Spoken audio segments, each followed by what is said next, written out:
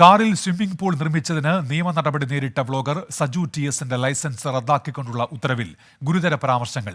Saju TS സ്ഥിരം കുറ്റക്കാരനാണെന്ന് motor വാഹന വകുപ്പ്. നിയമം ലംഘിക്കുക മാത്രമല്ല, വീഡിയോ സമൂഹ മാധ്യമങ്ങളിൽ പ്രചരിപ്പിച്ചത് സമൂഹത്തിന് തെറ്റായ സന്ദേശം നൽകുമെന്നും മോട്ടോർ വാഹന വകുപ്പിന്റെ ഉത്തരവിൽ പരാമർശമുണ്ട്. മനീഷ് മഹിപാൽ ആലപ്പുഴയിൽ നിന്ന്. മനീഷ്, എന്തൊക്കെ കാര്യങ്ങൾ വ്യക്തമാക്കുന്ന ഉത്തരവാണിത്?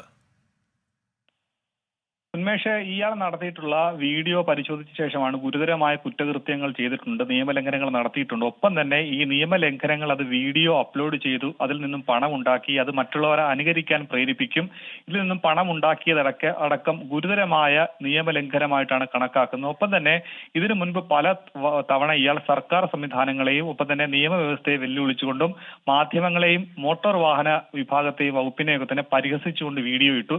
ഇത് സമൂഹത്തിന് തെറ്റായ സന്ദേശം നൽകുന്നു. ഇയാൾക്ക് ലൈസൻസ് നൽകിയാൽ അത് പൊതുസമൂഹത്തിന് ഭീഷണിയാകും, അത് വലിയ രീതിയിൽ മറ്റു ആളുകൾ അനുകരിക്കും, അതിനിടയാക്കും. അതുകൊണ്ടാണ് മോട്ടോർ വാഹന വകുപ്പിന് കൊടുക്കാൻ കഴിയുന്ന പരമാവധി ശിക്ഷയായിട്ട് ഇത് ആജീവനാന്തകാലം എന്നേക്കുമായി ലൈസൻസ് റദ്ദാക്കുന്നത്.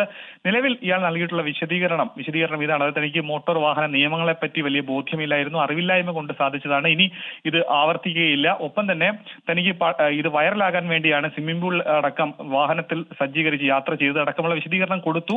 നിലവിൽ ഇയാൾ നടത്തിയിട്ടുള്ള നിയമലംഘനങ്ങളിൽ ആണ് ഈ തരത്തിലുള്ള നടപടി എടുത്തിട്ടുള്ളത്. നിലവിൽ ആലപ്പുഴ വണ്ടാനം മെഡിക്കൽ കോളേജിൽ സാമൂഹ്യ സേവനം തുടരുകയാണ്. ഇയാൾക്ക് ഈ നടപടിക്കെതിരെ അപ്പീൽ പോകാം. ഡെപ്യൂട്ടി ട്രാൻസ്പോർട്ട് കമ്മീഷണർക്ക് ഇയാൾക്ക് 30 ദിവസത്തിനകം അപ്പീൽ പോകാം. പക്ഷേ ഹൈക്കോടതി അടക്കം ഇടപെട്ട വിഷയത്തിൽ വേഗത്തിലൊരു ഇളവ് സഞ്ജയ് TSന് എളുപ്പമാകില്ല. ഉന്മേഷ്, മനീഷ് മഹിപാലാണ് വാർത്തയുടെ വിശദാംശങ്ങൾ നൽകിയത്.